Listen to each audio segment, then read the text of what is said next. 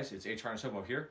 Today, I wanted to talk about my airsoft fighting carbine, as I call it, and rifles like this and its equivalent, and their roles with more light infantry types. So let's get right into it. First, I talk about the rifle. This is a Specna Arms Core Series AG. It was it's $150 on Evike.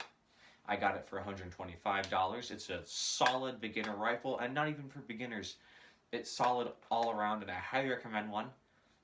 Quick overview of the gun. It has slight modifications to it.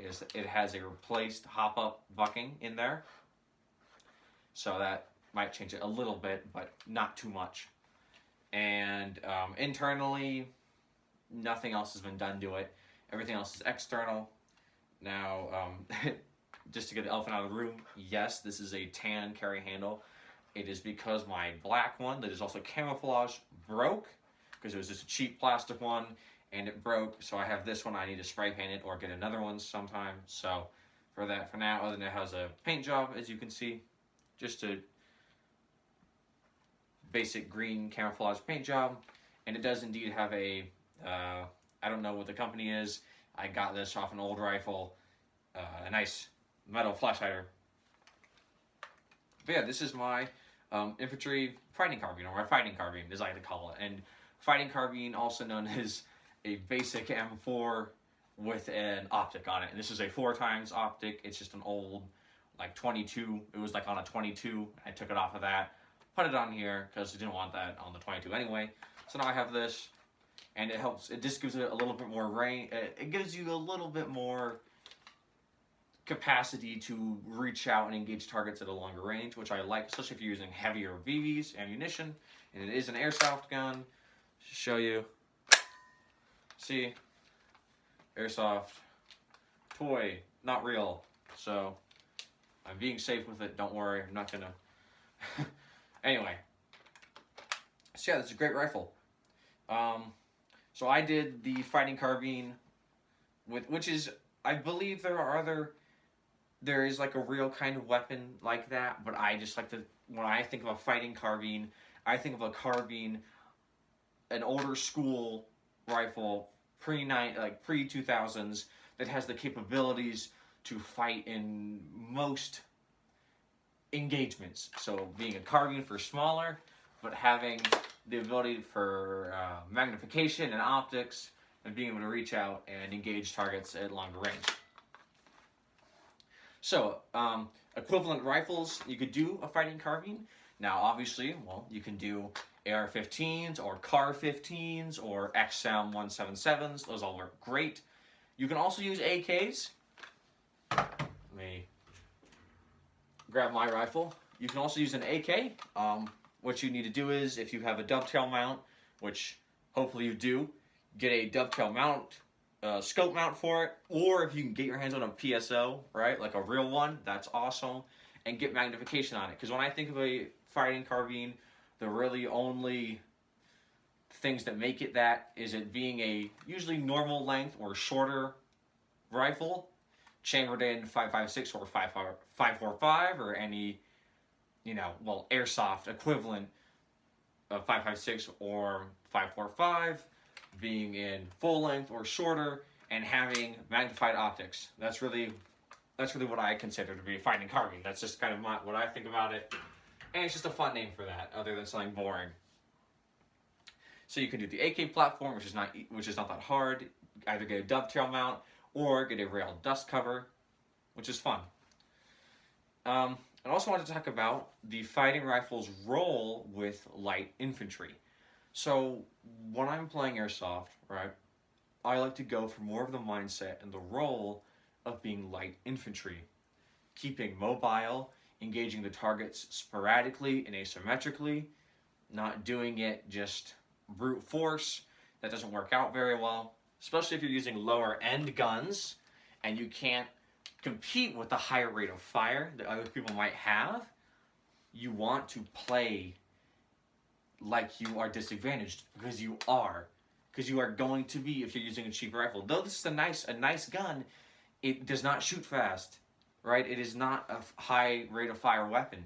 So I have to be more careful because I cannot take a lot of engagements that people with real nice rifles can. So you have to be more careful. Choose your targets and be more careful with how you engage. So, roles with light infantry, it's very good if you're moving faster and being more on the move. Works well for that. Being smaller. Side note, I do want to get 20 rounders for this. Well, you know, mid caps or high caps for airsoft, but they look like 20 rounders because that's gonna be awesome and make it look older and paint that. But you know, that'll happen. But it is good to have a rifle like that for said light infantry role. And now tying in with being militia or guerrilla warfare, right? Tying in with that. So I just butchered that sentence. I don't know why. I'm gonna retry that. Tying in the fighting carbine and light infantry with militia or guerrilla warfare, there's a lot of similarities, especially in light infantry and guerrilla warfare. You're both trying to stay on the move. Most guerrilla fighters usually are light infantry. It's simpler, and for airsoft, it's easier to do. Less kit, less gear. I prefer it. And you know, you move, you stay alive, you reposition. See my video on that if you want me to talk more about that. So I think it is very good to have a rifle like a rifle of the same type if you're doing a less time period strict and adherent kit.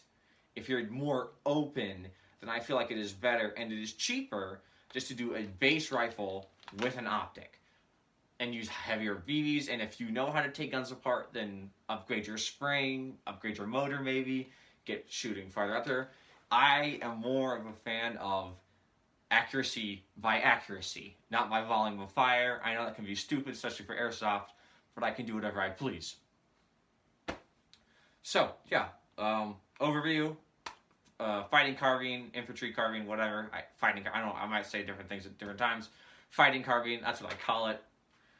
So this is kind of just going to be what am I even saying? Sorry. This is just talking about my fighting carbine and why I like it. Slight use of its roles in light infantry, and also how it ties in with guerrilla warfare. So an overview of that. Having a rifle with an optic, it does not need to be variable. It can just be fixed, because you can just aim without it as well in airsoft. You don't need to always be aiming with your optic. You can just shoot and see where the BBs go, right? And do that. It's not that hard. I find it to be very advantageous if a decent amount of your guys, right, or whoever, have optics and have the ability to switch to heavier gram BBs, especially if you're doing a longer game and it's a more rugged and larger terrain. It is very advantageous to have the ability to reach out and touch the enemy. So that's what I think about that. Yeah, I think that's about it for talking about this for now. Just kind of a little fun thing to throw together talking about this rifle, because I thought it'd be fun and get my thoughts on the infantry carbine out there. So yeah, videos in the future. Oh, side note, the camo video I did, sorry about the audio. My camera, not this is my phone, but my camera that I have does not record audio for shit, and it is so disappointing, because it is like relatively, I mean, but whatever. So for now, I'm going to be filming on my phone, so if the quality is worse, well then, that sucks. Now you can hear me at least.